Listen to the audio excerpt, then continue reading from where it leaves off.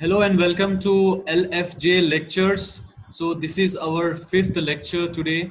So our honorable speaker is Advocate Adnan Siddiqui sir. So he practices mainly before Delhi High Court and Supreme Court of India and many other tribunals like NCLT and I believe real estate tribunals. And he works also mainly in service matters and real estate issues. So he has been very kind enough to give us a talk relating to the latest real estate laws, and he has chosen a very good topic about removing all the home buyers woes through real estate laws. And I welcome sir to this talk. Thank you so much, sir, for taking out your time and being generous to come and speak to us. Thank you so much, sir. I'm closing my video. You can continue, sir. If you need anything, I'm there. I'll just come back to you, sir. Thank you. Thanks a lot. Thanks a lot, Mehboob, for the kind words, and I welcome everyone who is there. I hope one all of us sitting over here are all law students, or somehow we are related to law and we have the basic idea. So I would be assuming, before I start my talk, I would be assuming that we have a basic idea uh, of what real estate law is, or what are the problems being faced by the home buyers in this country today. So I would be keeping my discussion pertaining to North India, because I can see that there are people. Mehboob is sitting in Hyderabad, some are sitting in Mumbai. I'm sitting in Delhi. There are people from all parts of the country, but the law remains same for everyone. So I would like to guys begin with that. What are we going to discuss today? I would go back to 2005 when the real estate market started picking up pace in India, unlike other countries, which started at 2010. Real estate market and the prices created a boom in the country. Started from 2005. From 2005, the property which was purchased for like 5,000 square yard, it went up to 20, 25,000, 50,000 square yard. So real estate market started picking up the boom in the industry, and people became millionaire, people became billionaire overnight. And that's the reason why we have so many home buyers who are actually disgruntled today, because they booked flats in numbers, and ultimately the market started crashing by the end of 2012, 13, 14, 15. So in the year 2005, when the real estate market started picking up pace, it was actually a seller's market, because rates were rising overnight. A seller wanted to sell at his price, and ultimately he got the price whatever he was willing to sell it for. Uh, and what happened thereafter was that in the year 2010, in 11 and 12, the difficulty that arose in this problem, uh, the difficulty that being faced by many allottees or the home buyers, was that there was no law in India and in the entire nation that pertained to the grievances of the home buyers, and this ultimately led to the very large scale failure of our real estate law, which led to the enactment of RERA, which further led to the enactment of the Insolvency and Banking Code. So guys, जब 2010 में ये problems आने शुरू हुए, the real estate market, it went from 2005 where it started going up, and it started crashing down by the end of 2010. And that was a time when the real estate home buyers, they realized that they are not having any accurate or any appropriate forum where they can approach with their grievances.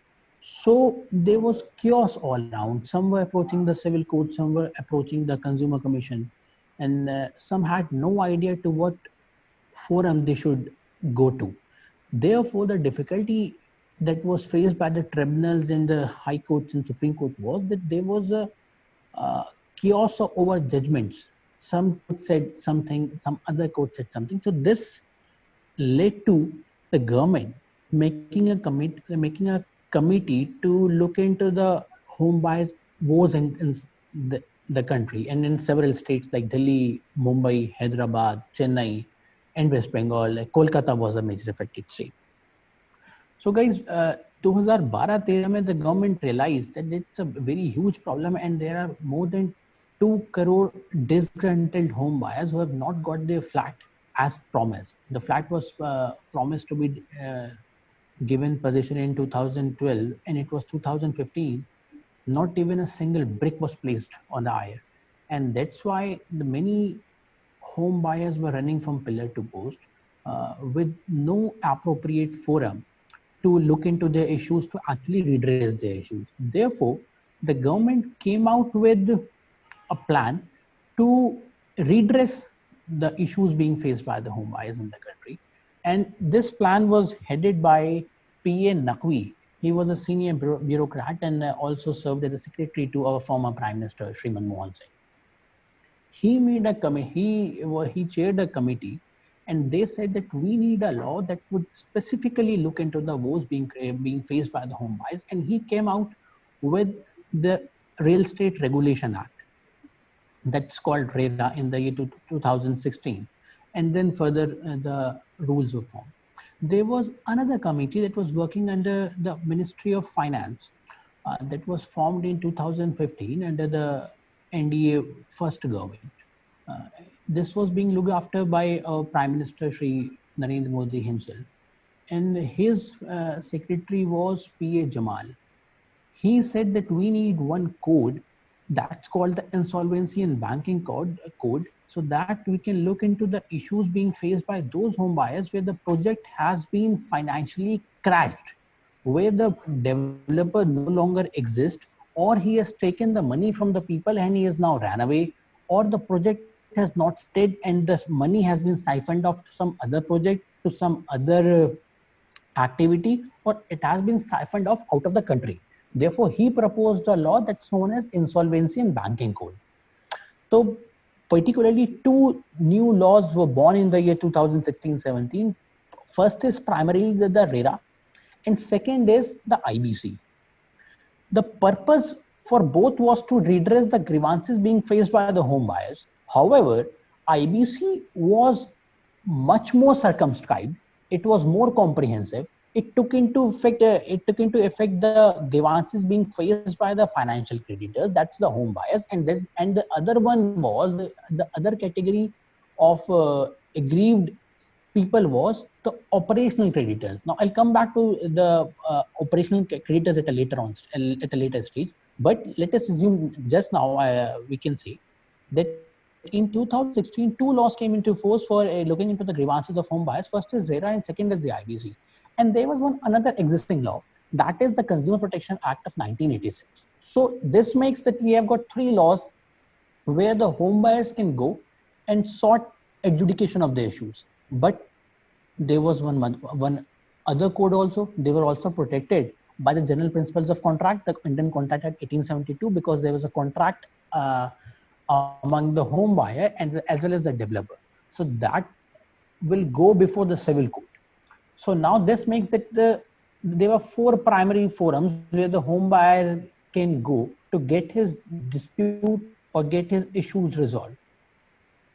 Some approached the RERA court, some approached the consumer forum, some went to the this civil court, and others were still running from pillar to post with no idea, because under RERA and in IBC, the state government is required to form rules. Like in the state of UP, the government did not form any rule till the year 2018. So therefore, RERA, although established in 2016, but it was actually non-functioning till 2018 because of non-formation of rules by the state government.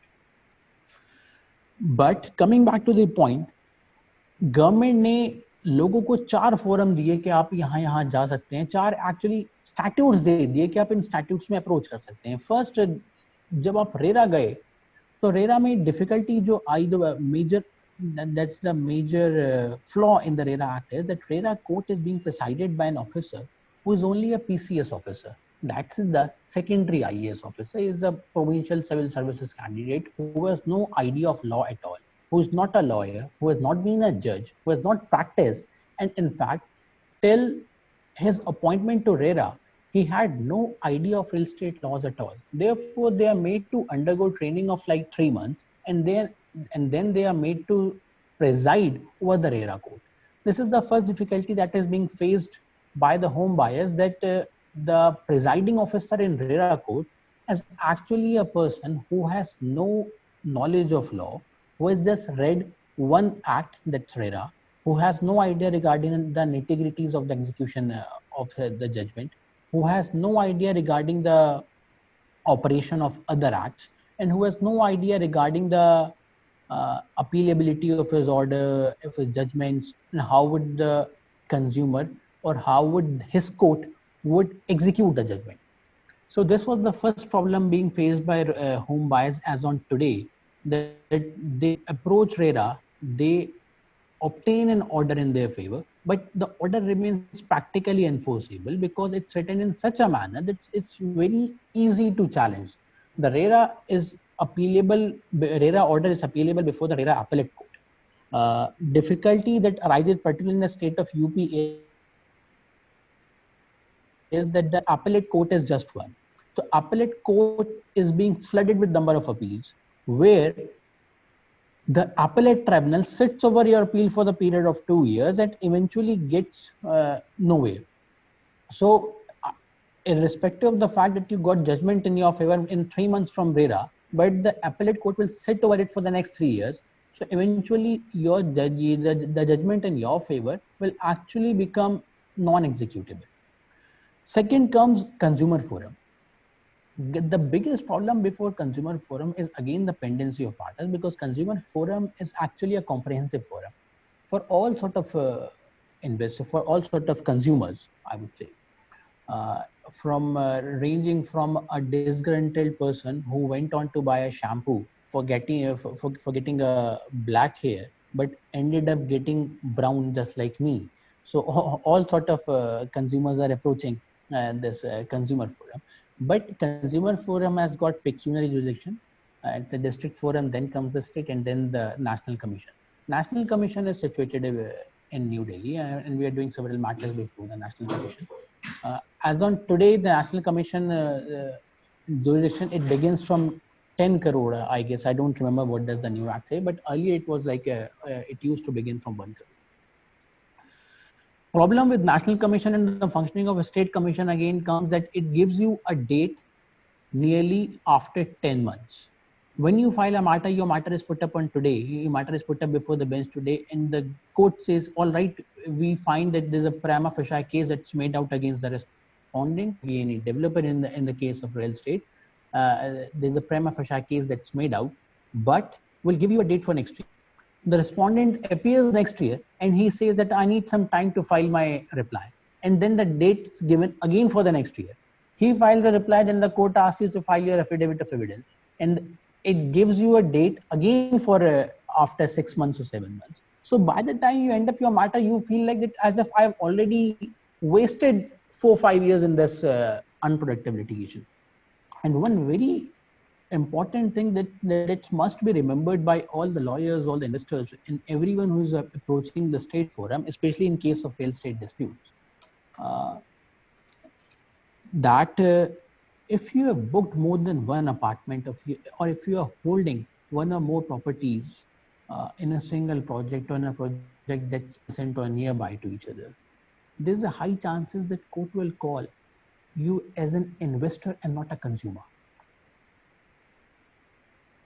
The you are termed as investor, you have no protection under the Consumer Protection Act. That means that your complaint becomes non-maintainable and it becomes void ab initio from the very beginning. So therefore, I've seen many complaints being dismissed on the day of final hearing as complaint being non-maintainable. And the poor home buyer has already wasted 4 years of his time and lakhs of rupees in litigation. So that's one particular area where I think that we lawyers and all the investors should be more careful about whether to advise your client regarding approaching state forum, or we have a better option before RERA. The third comes, guys, the civil court. Since most of the home buyer issues, they are born out of from the contract or the agreement that's carried out among the that's executed among the home buyer and the developer. The civil court has jurisdiction under Section 9. You can also approach the civil court for violation of the terms of contract. But again, I would say that if you should have a better idea before approaching a appropriate forum, that which forum would give you a speedy relief, because in all such cases the time when this relief is granted to you becomes more important than the relief itself. If today someone offers me a flat and say that we are not going to charge you anything for the delay cost in giving of your amount to us. If the developer, if in my complaint the developer is over a flat to me today, I would be more than happy to take it, then take it after 5 years with some amount of compensation, because it is actually very important that there should be an end to litigation. I've seen matters being dragged for 7 8 years and then nothing coming out of it. The problem today with the home buyers is that majority of home buyers are confused. For example, like in the case of Unitech, like in the case of Unitech, JP and Amrapali, the matter is pending before Supreme Court. The Supreme Court is setting over these three builders and nearly 70,000 home buyers for past 4 years. In case of Unitech, it is sitting over the case for past 6 years. Most of the home buyers that have obtained relief in their favor are now not being able to get their judgment executed because the matter is pending before Supreme Court. And Supreme Court then has passed an en masse stay order over each and every property that JP and Unitech use for. So this complicates the problem for majority of the home buyers, that they have nowhere to go. They have invested more than 60, 70, 80 lakhs. Some of the people I found that they've invested more than 1 crore in the projects, which have not even been initiated today. Unlike the case of Amarpali, what Amarpali builders did was they made structure and then they called money from the investors for the purpose of finishing of their projects. But this money that was called for the purpose of finishing off, this money was siphoned out of the country and the projects remained incomplete. And therefore, there was a big chance before the NBCC, that is the National Building Construction Company, a company that took over the construction work of Amarpali. So that was an opportunity for a NBCC to took over the work and complete it. I've seen projects and I've met some of my clients whose projects are now being handed over because what Amarpali did was they completed the major structure and only the finishing was left. NBCC took 3-4 months time and some money from the home buyers and they completed off their projects, and now the registry has been started in their favor. But the home buyers in the case of Unitech and JP, they're stuck at the same place as they were 5 years back. The problem faced by the home buyers for other projects like other builders, in case of Satya, in case of God, and in case of Prestige builders, the difficulty is that the home buyer and the developer, they are indulging in non-productive litigation. Home buyer has no other option except to approach court because he has given his amount to the builder, and the builder now sitting over his amount, not delivering the flat, and also contesting cases from that money itself. That means that my money is being used for fighting myself. I gave it 2 crore to the builder for booking my flat. Now this builder, what this builder does is he takes out 10 lakh from it. He starts contesting my case against me and then delays it unnecessarily. But the problem aggravates when we find that the courts are just not bothered about the plight of home buyers in this country. And I've seen many allottees who are more than 60 or 70 years of age. They wanted their flat, but they eventually passed away waiting for the flat and the endless litigation that carried on for years. But no court or no government came forward to their support. Therefore, guys, in my opinion, I believe that the ultimate end to the home buyer woes in India, and that's particularly what our topic says today, would be to give just one forum to the home buyers and its decision be made final, so that the home buyers are not made to run from pillar to post. The judgments are not easily challengeable. And the appellate courts, while issuing notice on the matters, they decide each and every matter within a period of 2-3 hearings, because in the appellate court, everything is decided by the lower court. Nothing needs to be looked into unless in some peculiar cases. But this is a tendency of the judges, this is a tendency of especially the people sitting in RERA to sit over the matter, to let it be in delay for 2-3 years, and then eventually they wake up from slumber someday and say, now today we want to decide it.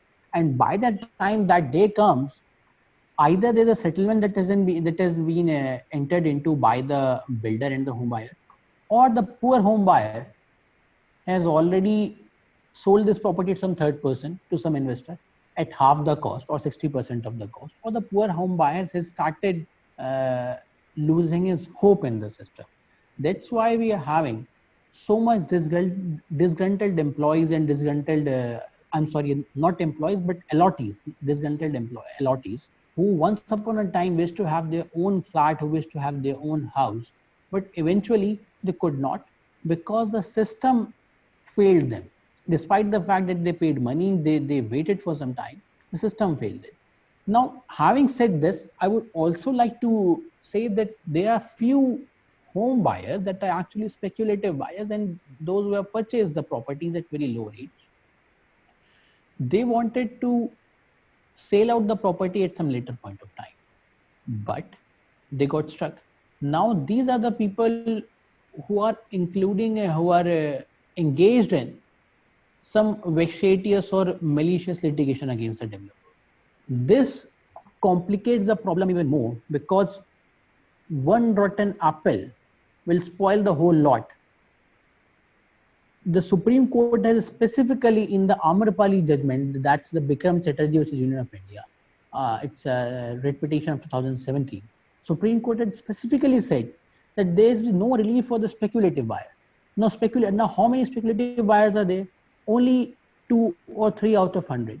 But what these speculative buyers are doing, they are spoiling the entire lot of home buyers. The Supreme Court says, or any other court looks into it and assumes that no, this is not the poor home buyer, he is actually a speculative one. He wanted the property prices to rise, but since they are not rising, now he is before us. And for this reason, all the home buyers, they are being made to suffer, and suffer in such a manner that they keep running from one court to another court, but they have no appeal, but they have no relief so far. For like from RERA, the appeal will go to the RERA appellate tribunal, then to High Court, and then to Supreme Court. There are 4 forums in all. This would take at least 5 years. For a consumer forum, the appeal from district forum will go to state forum, will subsequently go to national forum, and national forum appeal will go to Supreme Court. There are 4 forums. Same goes for civil court. From the civil court of a civil judge, the appeal will go to the district judge, and then to High Court, and then to Supreme Court. This makes 4 forums. So I feel that the government should come out with a plan of having 2 forums in all. One forum where you can adjudicate your facts as well as your law, where you can put forward your facts, and the courts should be strict regarding this, that whatever comes out in complaint has to come out in one. No vexatious or malicious application should be allowed, either by the home buyer or by the developer. And the court should take into consideration that they should decide the matter at the earliest time possible, irrespective of the availability of judges or not. Well, the availability of judges is a major factor, because in NCDRC I have seen that there are 7 judges. One judge is taking up 200 matters one day, and it becomes practically impossible for any judge to decide 200 cases per day. In fact, 200 cases, if a judge decides in a month, that would be a very whopping figure to achieve. But due to the lack of judges, due to the poor establishment, due to the lack of infrastructure, the home buyers are being made to suffer. I believe that for this reason, the government should come out with a plan that they should be only two forums, and the decision of one forum shall be liable to only one appeal, and the appeal only to the Supreme Court, so that the majority of the issues they are settled down at the first forum itself, and nothing remains to be settled thereafter, unless in some cases we have a question of law that pops out from somewhere, or the developer or the home buyer has a really good case on merits. I think that these procedural technicalities of CPC should be completely done away with, and there should be a very simple procedure so that any layman, any home buyer, any allottee can approach the tribunal himself without taking help or engaging services of any lawyer. Because if this is done, that means home buyer will begin to repost his faith and trust in the system. And once the trust is built, then this would be a way Indian judiciary and for the all the tribunals and courts that are working on higher and on a lower side. Therefore, my opinion is that the government should come out with a two forum system, and no vexatious appeal, no vexatious complaint should be allowed, and the court should. In case the court finds that the matter is actually malicious, it has been only been filed to harass the developer, or it has been filed by the developer to harass the home buyer, it should be dismissed with very heavy cost and penalties, so that it makes a deterrent effect on everyone who is trying to abuse the process of law, who is trying to abuse the working of the court, and who is trying to waste the precious time of the court. And once this is being done, once the court starts imposing heavy cost on the abusive, on the abuse of process or on malicious litigation, I believe that the pendency would come down. The real issues or difficulties or the real difficulties being faced by the home buyers would be taken up by court, and court would be able to grant much more time to the aggrieved person. And once a judgment is laid down on any particular project, for example, like there are 1,000 projects, 500 people come litigation before a particular court. The court should club these matters. They should hear it at once. There's no point giving different dates to all allottees of a same project and then hearing a matter 500 times again and again, and then going through the same facts and writing the same judgment.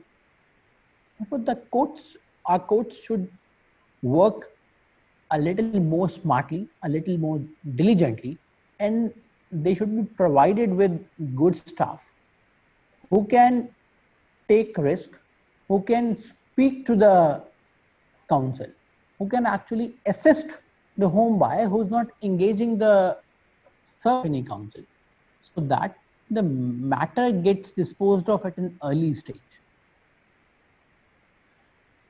Secondly, I believe that if this is being done, if this process or this intent comes into our mind, then it would be easier for us to work. But the difficulty lies in the inherited bureaucratic methodology of the working of the government, because any officer or any judge who is sitting on the dais, then any officer or any judge who is sitting on the dais is actually scared to go a little out of procedure. They should be given complete authority to settle the dispute. They should be given complete authority to frame their own rules. Like NCDRC can frame its own rules for how we are going to discuss, how we are going to dispose the matters. The State Consumer Forum should have a power to frame their own rules in this regard. Same goes for RERA. I agree that civil code can't have its own rule. It's governed by CPC, but RERA can definitely have its own rules.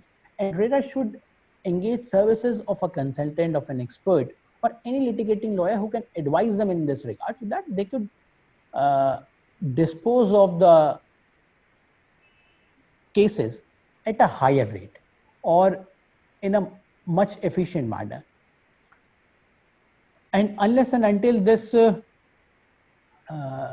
sort of intent or this sort of these sort of efforts are being taken by a judiciary, are being taken by officers or by a government, it would be difficult for us to solve these issues at a large scale because we are a nation of 135 crore.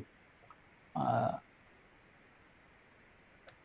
to manage such a huge number of people, it is important to delegate tasks to the authorities, to delegate power, to delegate duties, to delegate rights to different people so that they can manage their fortress in a manner which they find is efficient and which they find is good for them. Unless this is being done, we'll keep on having the same issues coming up again and again after a different interval of time, and each generation will suffer its own issues because what I've seen so far is the issues that were going on before the Supreme Court, before the High Court in the year 2010, same are being coming up again and again in the year 2020 because the intent of the judges remains same. They don't want to take risk. Each one of us wants to save a job. And except a litigating lawyer, I would say that a litigating lawyer is not of a, he has no job to save actually. He has a client to satisfy.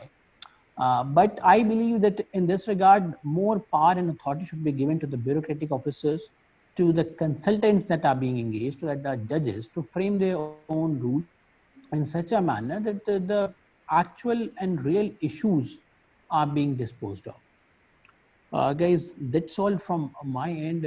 I'm open to any questions, any suggestions, anything which anyone would like to say. Thank you so much for this enlightening lecture, sir. It was really educative. Thank you so much. And I'll just open up for questions, exercising my Odisha organizer privilege by asking the first question.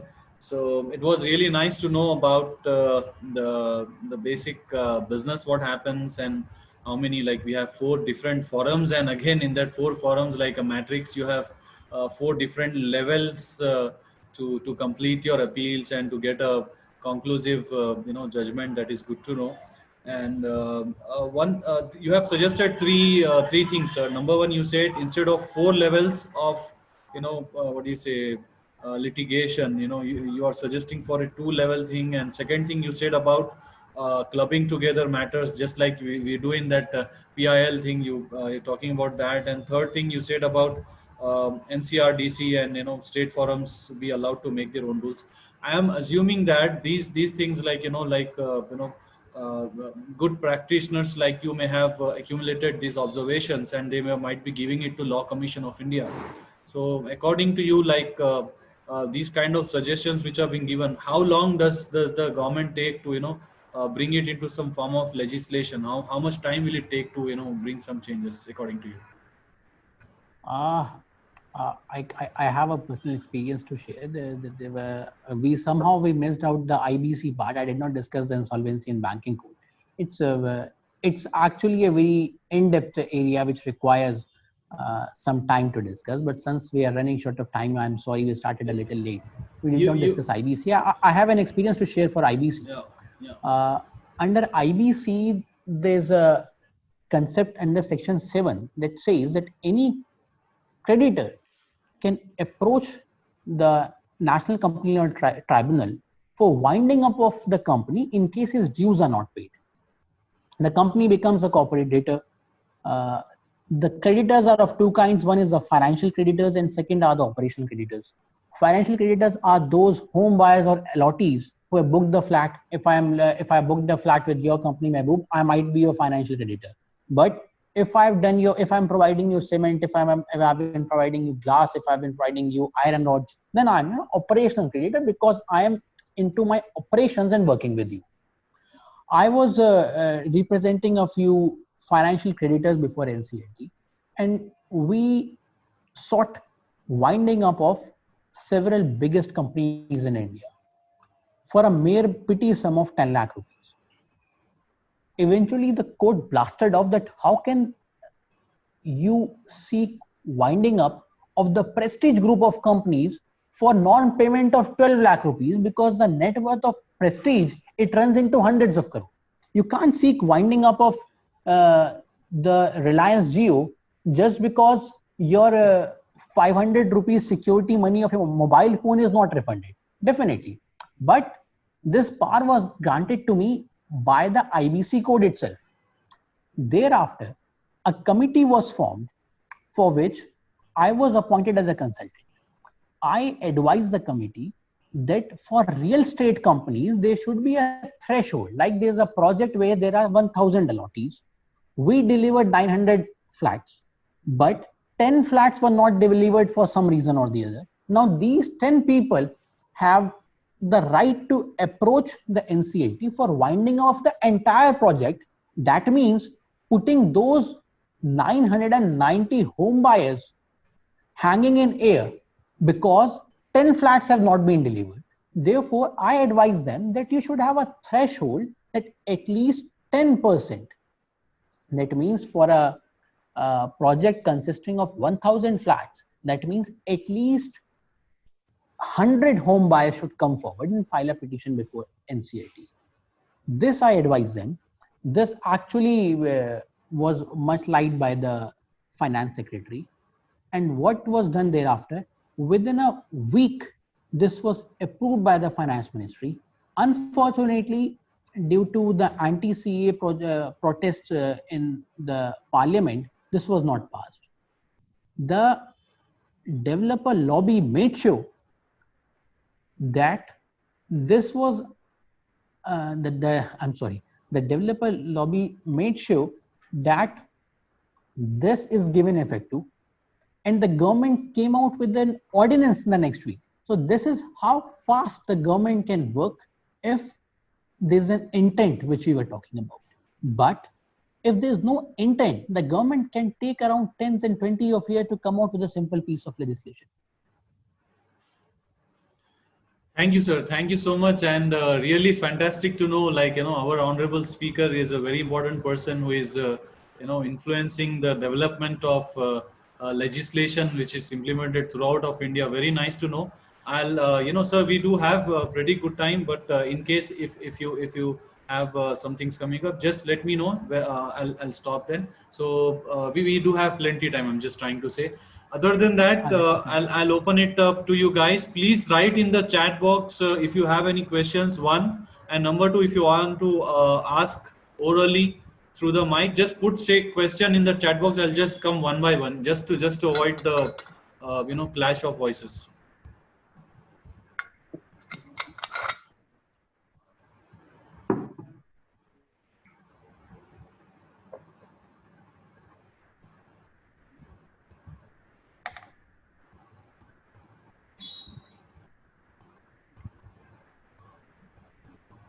Yes, friends, please ask your question. This is your golden chance. You have a real estate law expert. Uh,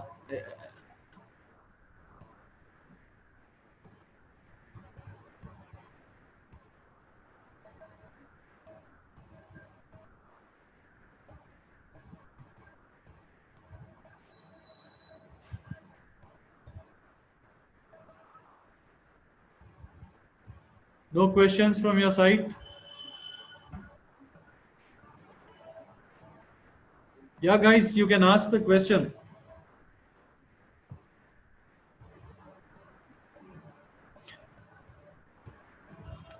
I can see something like cancellation of agreement of sale, Okay. but I can't make out what is the question involved. Yeah, Tahir sir, please use the mic.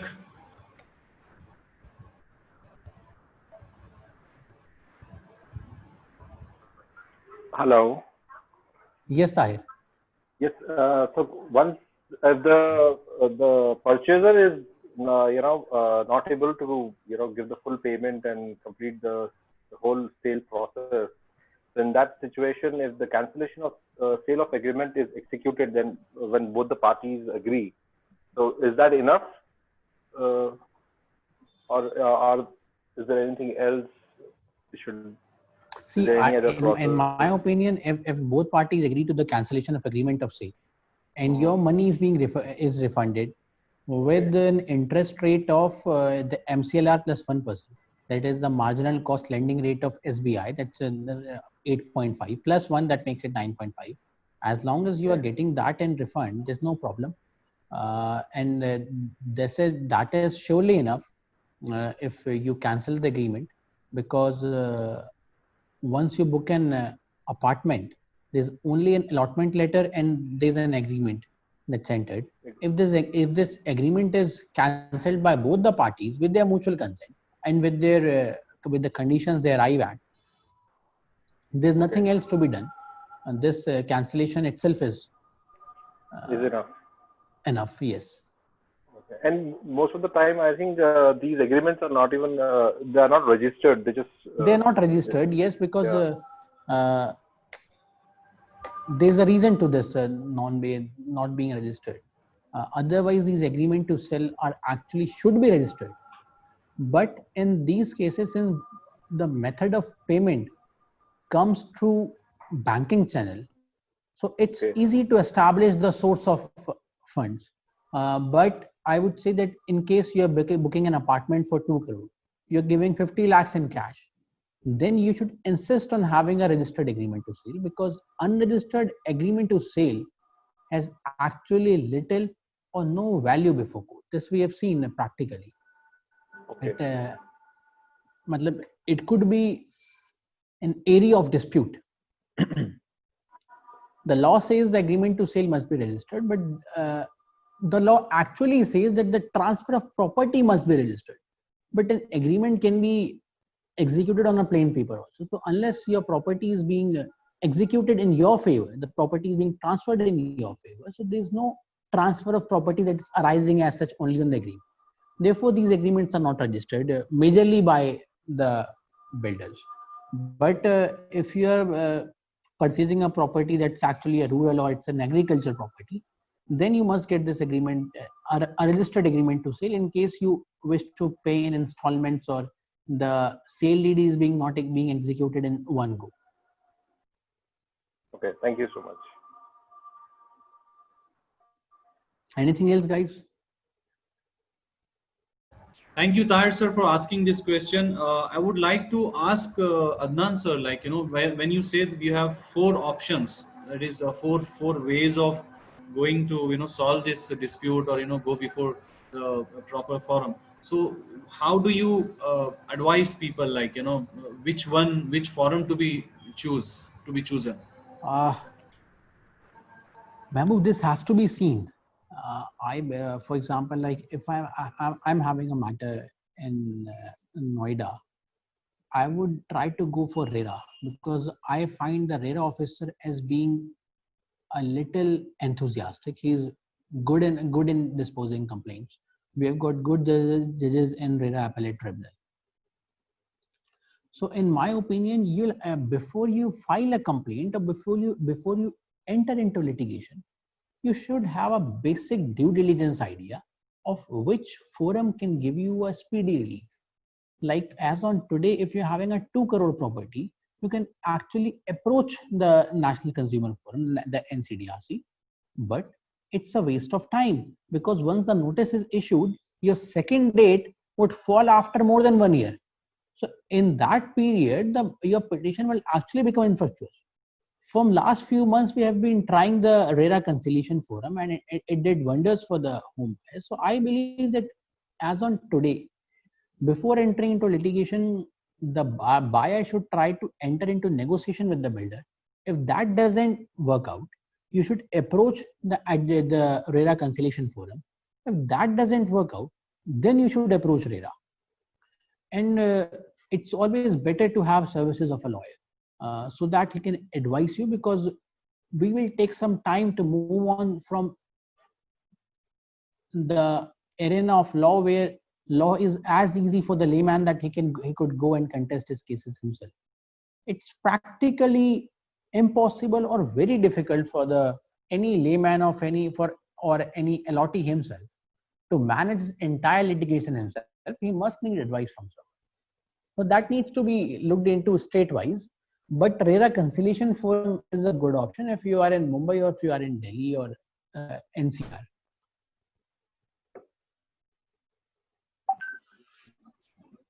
Excuse me. Very short question from my side, and you can take a question from the chat if you believe it's right for the topic. You can answer that. So, very small question is that, as you said that there are builders and there are home buyers. These are two parties who are coming to do these contracts, and there are disputes and they're coming before the forums.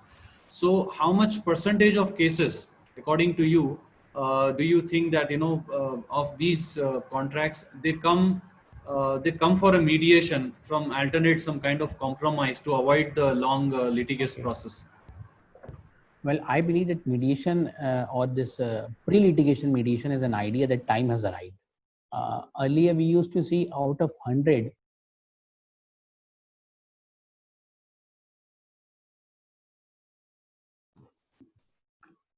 am I audible, Mehboob? Well audible, sir. Yes. What I've seen so far is that earlier, when we used to go for mediation, only 2 out of 100 people used to come and appear, and they wanted their case to be negotiated, because otherwise these home buyers have a very difficult sort of understanding. They don't think that mediation could do anything for them. They all of them want to teach a lesson to the developer, and that's the difficulty in making them understand the idea of litigation, the idea of mediation. But today the times have changed, the thinking of allottees have changed.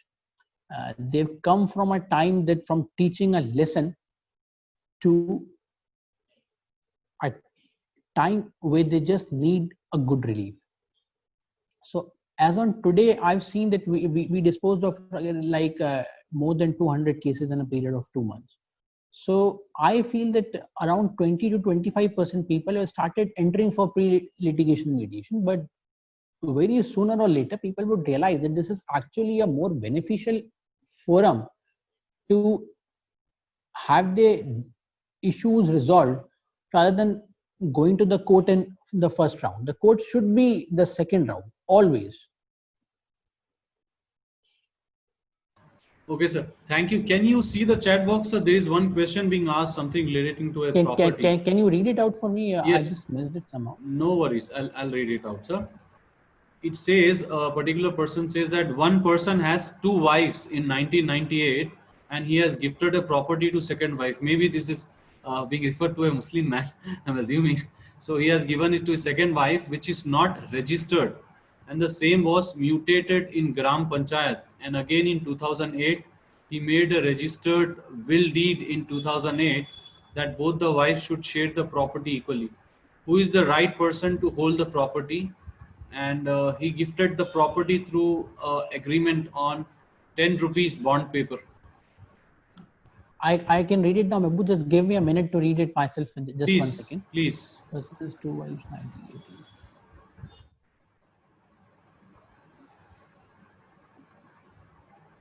Oh, it's actually a classic case of Muslim law. In my opinion, that what the Muslim law says about gift, that once a gift is made, it cannot be revoked. So once he has made a gift in favor of second wife, irrespective of being unregistered, because Muslim law recognizes hiba'ul yadast, that is gift by oral means. Once a gift is made and the wife acting upon that gift, she got the property mutated in her own name, then the person who made that gift has now left with no right to make a will, because now the property does not belong to him anymore. So the will that has been made subsequently is actually null and void and has no relevance, because once the gift is made in the first round, the property has already been transferred to the second wife. Okay. Anything else in this? Thank you. Anyone wants any question? We are trying to close the session. Anyone wants to ask any question? Yes. Good evening, sir. So this is Shubham this side. Hi, Shubham. Hi, sir. Sir, I wanted to know that looking at the current scenario, there are a lot of tenants who couldn't give their rent amount to the owners. So now I have seen a case where the owner has started charging interest on the rent amounts. So can the owners do that? Like if they have delayed on giving the rent amount? Well, legally they can definitely do. Several petitions were filed before Delhi High Court. We did one of such petition, and some went up to the Supreme Court. Supreme Court left it to be decided among the owner and the tenant themselves. So unless your owner is granting you any exemption in rent or he is granting you any discount, he can definitely charge interest, but the interest can be charged only as per the agreement that was entered to. If the parent agreement that entered to between the home buyer, between the tenant and the landlord, it doesn't prescribe any sort of interest, then interest cannot be charged. So you'll have to look at the agreement, whether there's any provision for charging of interest owing to delay in rent, then that can be charged, otherwise not. But you can't, if that is mentioned in the agreement, then you can't approach court saying that there was a pandemic, there was COVID-19. The court will not grant any such relief, because the court will act only upon the agreement that has been entered to among the tenant and the landlord. Thank you, sir. Anyone else wants to ask any question, guys?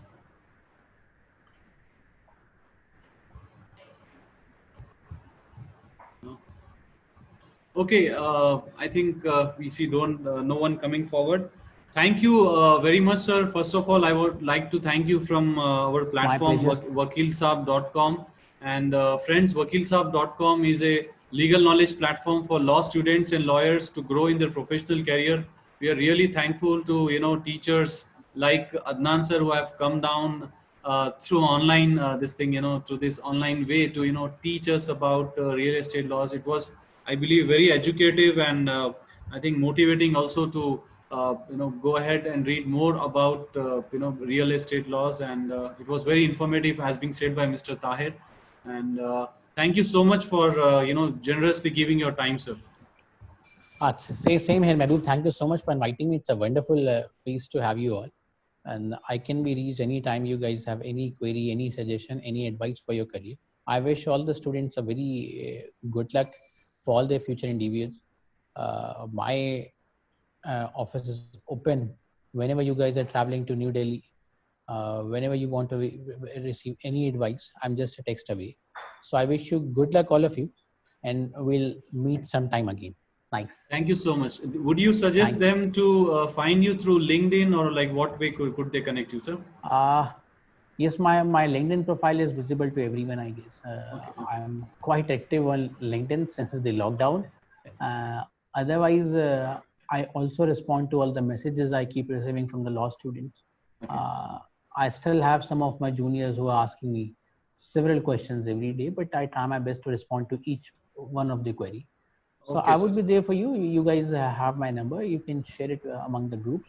Okay. In case you guys have any query pertaining to your litigation career, pertaining to your education, or what do you want to do post your law course, you wish to come as an in-house, you wish to work for a firm, you wish to go for litigation, or you wish to pursue some other career option. It's open to you, but there are pros and cons. There are some good and some bad is associated with each and every career, in each and every line of career you're going ahead with. So in case you guys wish to discuss anything, I'm always available. Thank you, sir. Thank you so much for the counseling and mentoring. Thank you so much for your efforts. Thank you so much. Have a great evening, sir. Thank you so much. Thank you so much. Thank you.